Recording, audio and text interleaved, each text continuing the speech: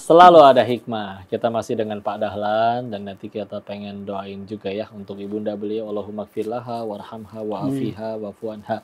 Bismillah, insya Allah mudah-mudahan beliau orang baik. Ketika orang baik wafat aslinya mereka cuman pulang duluan insya Allah ke surganya Allah. Tugas kita yang masih hidup tinggal berusaha untuk nyusul ke tempat yang sama. Dan doa-doa amal soleh kita mudah-mudahan bisa jadi pahala jariah bagi beliau. Amin. Ya, Masya Allah.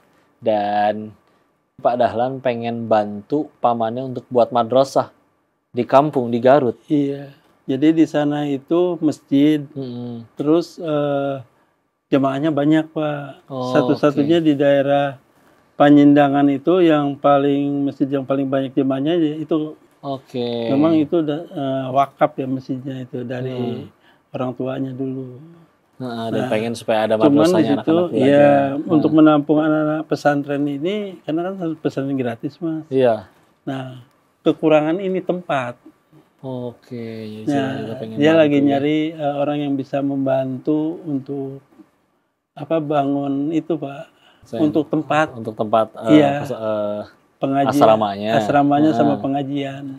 Masya Allah. Iya. Bismillah, dari niatnya saya sudah jadi amal soleh ya. Amin. Dari Pak Dahlan sendiri juga tadi katanya ada yang mau ditanyakan tadi, gimana Pak? Iya, saya mau nanya ke Bapak nih. Bagaimana Pak kalau yang membuang sampah semuanya kan banyak sampai karung-karungan gitu ya. Nah, bagaimana Pak Denis itu orang seperti itu? Gitu. Ya, menempatkan sesuatu yang tidak tempatnya itu adalah definisi dari zolim ya. Zolim itu artinya adalah meletakkan sesuatu tidak pada tempatnya. Sampah harusnya nggak di situ, tapi malah ditaruh di situ. Maka tentu, apalagi kalau sampai ngeganggu orang, malah jadi musibah, maka tentu jadi dosa. Bahkan kita tahu ada hadis dari Nabi yang menceritakan Nabi diperlihatkan oleh Allah ada orang yang lagi menikmati kondisinya di surga. Ditanya sama para sahabat, apa amalannya wahai Rasul? Dia menyingkirkan sampah atau rintangan atau ranting yang menghalangi kaum muslimin berjalan di situ. Dibersihin oleh beliau, nggak ada yang lihat, nggak ada yang muji, nggak ada yang terima kasih. Tapi ikhlas lillahi ta'ala, itu saja mendapatkan jalan surga dari Allah. Amin. Kalau ada orang buang sampah banyak, sedikit, kadang-kadang sembarangan gitu, malah saya doain aja Pak. Doain apa biasanya? Hidayah? Biar dapat hidayah gitu Pak. Kalau orang yang lewat, wah bahasanya kasar ya Pak ya. Iya. Padahal orang sumpahin aja begini, enggak Pak. Saya bilang, saya mah ikhlas aja Pak. Biar dia dapat hidayah, mungkin dia iseng sama saya kali. Biarin, ada juga yang membuang, saya pikir makanan Pak. Saya bilang gitu. Totalnya dalamnya sampah. Itu ada orang iseng. Ya saya bilang alhamdulillah ya, saya doain juga tuh orang doain tuh. Kebaikan, pas memberikan. Ternyata pas memang kebetulan saya nggak bawa bekal dari rumah. Pas dibuka sampah dalamnya Pak. Ya ada tuh yang kayak gitu tuh Pak. Dan yang orang iseng Pak. Ya Allah. Tapi nggak ada yang sia-sia di sisi. Nggak ada sia-sia bagi saya sih, alhamdulillah. Alhamdulillah. Iya, saya ya bersyukur aja. Dan sudah betul tepat didoakan, nggak perlu dicaci maki atau bahkan sampai ditulis yang buang sampah di sini monyet dan segala macam. Karena yang mereka sudah melakukan yang keburukan, sudah melakukan kehinaan, maka tidak perlu menghina yang sudah hina.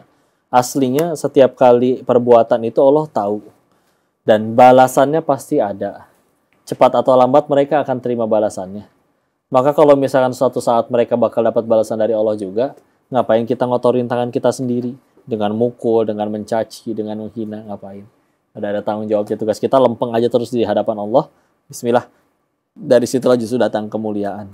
Kalau pengen juga Pak Dahlan, memberi nasihat dong Pak, kepada orang yang mungkin masih suka buang sampah di luar, di jalan, nggak bertanggung jawab, sampai yang dibuangnya pun aneh-aneh tadi, sampai ada bangkai dan macam-macam. Lihat ke kamera, dikasih pesan ke mereka semua. Ya, mudah-mudahan masyarakat yang sekitarnya karena itu udah mulai bersih, jangan sampai membuang sampah lagi kalau bisa ya. Tuh, ya bukan apa-apa ya, karena padat, sering motor banyak ya kan. Kalau keinjak meleset kan juga jadi musibah juga. Iya, na'udzubillah. Dan banyak orang yang cerita dulu mah Pak, saya takut katanya suka ada begal ya. Sekarang mah kalau ada anak-anak keributan cepet Pak. Orang pada turun karena kelihatan dari jauh juga gitu. Kadang-kadang ada yang bawa golok sih Pak. Iya, pada berantem anak muda. Ada hasilnya jasanya ya Pak. Iya, alhamdulillah sekarang berkurang nih. Iya. Mengucapkan makasih banyak sebesar-besarnya. Terima kasih Pak Dahlan. Sehat selalu. Pasti jadi pahala jariah, nggak ada yang sia-sia di sisi Allah. Semoga ini bisa jadi wasilah terkabulnya kita semua dikumpulkan di surganya Allah. Ketahuilah pemirsa, aslinya bukan karena amalan kita bisa jadi kita ngadepin nyampe pulang ke surganya Allah, tapi bisa jadi karena sabarnya kita ngadepin semua ujian ketika hidup itu. Masya Allah. Kasih banyak Pak Dahlan. Dan itulah hikmah yang kita ambil dari Pak Dahlan untuk episode kali ini. Kalau pengen mengambil hikmah selanjutnya, maka saksikan episode selanjutnya. Jangan kemana-mana sampai di episode selanjutnya. Barakallahu fikum. Semoga bermanfaat. Assalamualaikum warahmatullahi wabarakatuh. Waalaikumsalam.